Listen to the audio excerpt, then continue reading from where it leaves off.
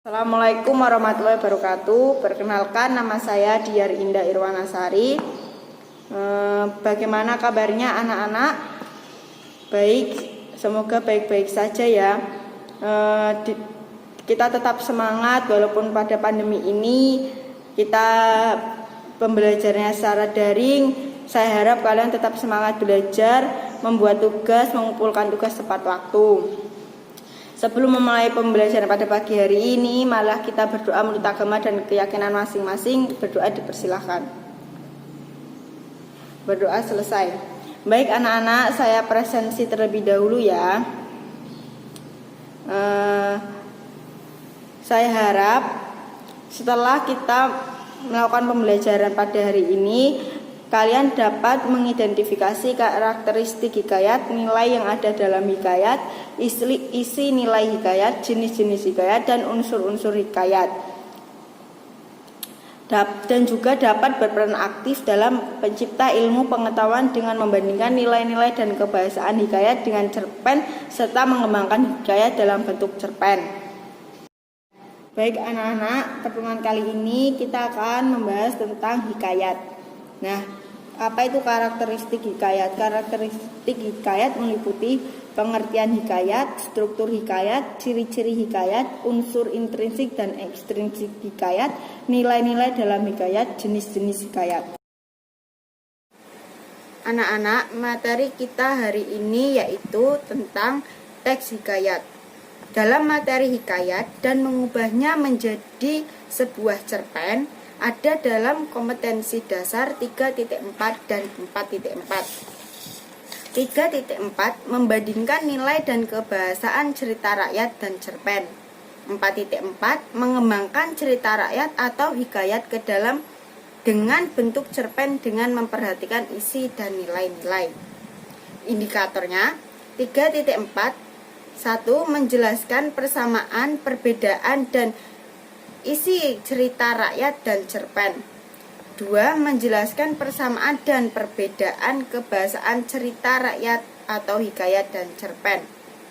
Indikator 4.4 yaitu menyusun kerangka cerita pendek dari isi dan nilai-nilai cerita rakyat atau hikayat. Yang kedua, mengembangkan kerangka cerita pendek dari isi dan nilai-nilai cerita rakyat atau hikayat. Yang terakhir yaitu menyunting isi dan nilai-nilai kebahasaan cerita pendek dan yang disusun. Nah, baiklah anak-anak, kalian bisa menyimak di layar ada tujuan pembelajaran yang akan kita capai, yaitu pada materi teks hikayat. Nah, kalian sekarang bisa menyimak beberapa tujuan pembelajaran yang telah ada di layar.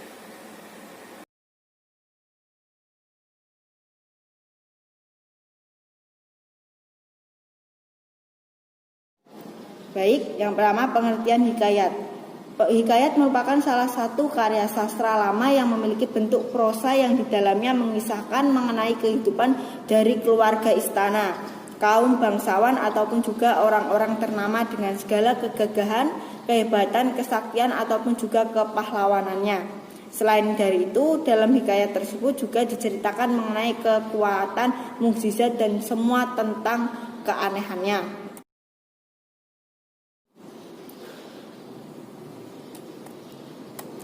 Selanjutnya, struktur hikayat. Struktur hikayat meliputi abstrak, orientasi, komplikasi, evaluasi, resolusi, dan koda.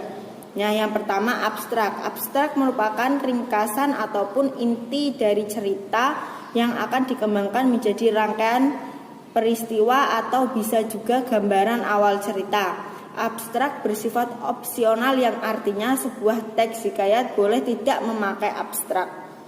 2. Orientasi yaitu bagian teks yang berkaitan dengan waktu, suasana maupun tempat yang berkaitan dengan hikayat tersebut.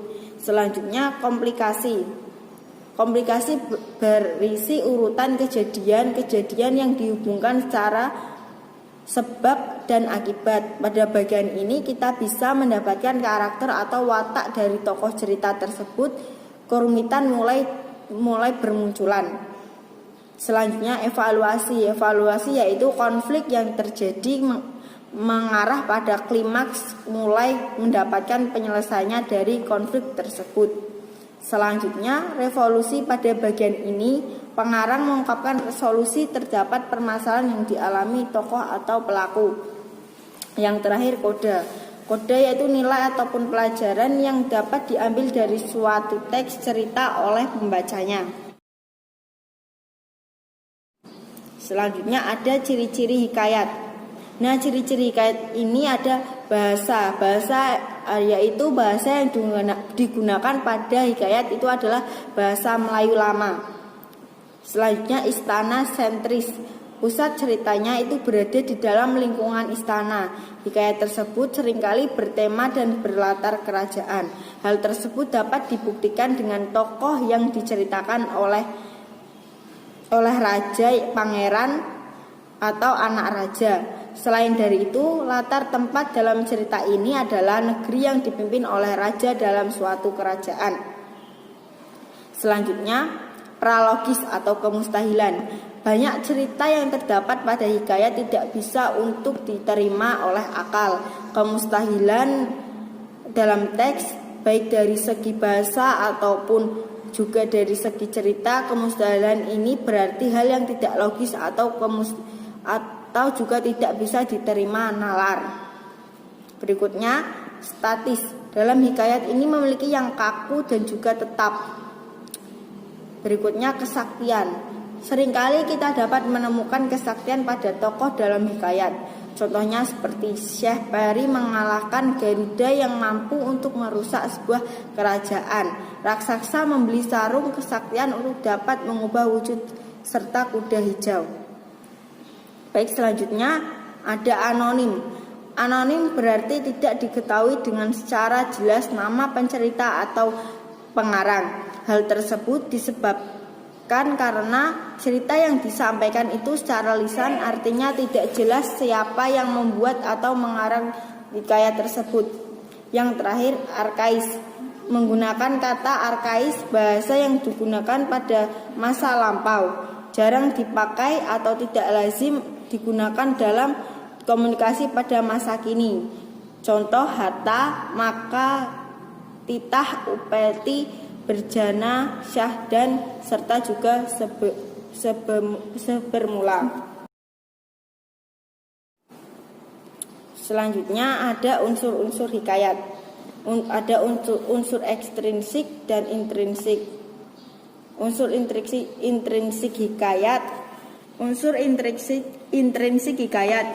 Untuk unsur intrinsik hikayat yang membangun sebuah hikayat yaitu tema, latar, alur, amanat, tokoh, sudut pandang, serta gaya.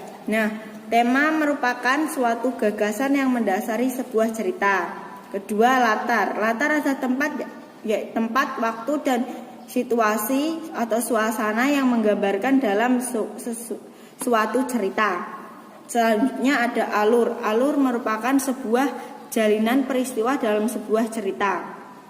Berikutnya amanat. Amanat merupakan sebuah pesan yang disampaikan oleh pengarang dengan melalui sebuah cerita. Ada tokoh. Tokoh merupakan pemeran pada cerita.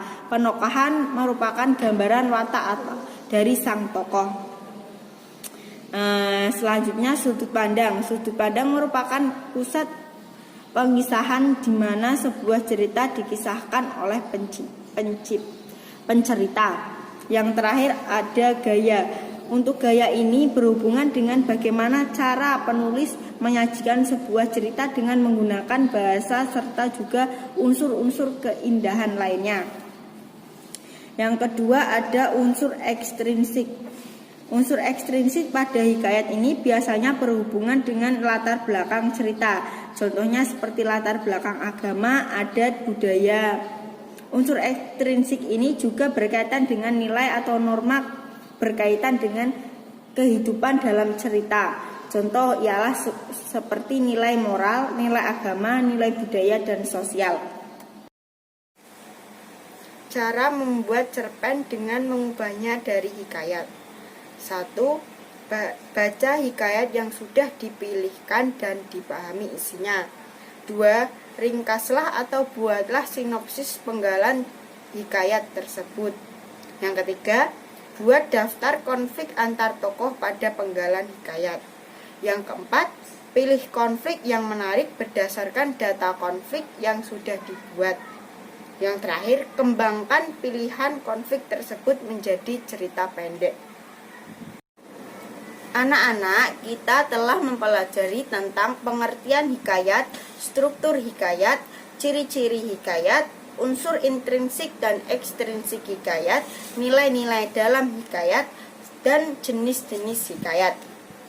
Nah, setelah kalian dan saya belajar bersama mengenai hikayat dan cara mengubahnya menjadi cerpen, saya harap kalian bisa belajar dengan bersungguh-sungguh mempelajari materi mengenai teks hikayat ini dengan baik. Dan ketika kalian ada kesulitan, kalian bisa menanyakannya kepada saya. Nah, untuk materi teks hikayat ini, kalian bisa mempelajarinya dengan baik. Sebagai pertemuan kali ini, pesan dari saya selalu semangat dan jangan jaga kesehatan dengan baik. Jangan lupa mengumpulkan tugas tepat waktu dan mempelajari materinya kembali. Menutup pembelajaran kali ini, saya harap kita bisa berdoa terlebih dahulu. Berdoa dipersilahkan. Berdoa selesai.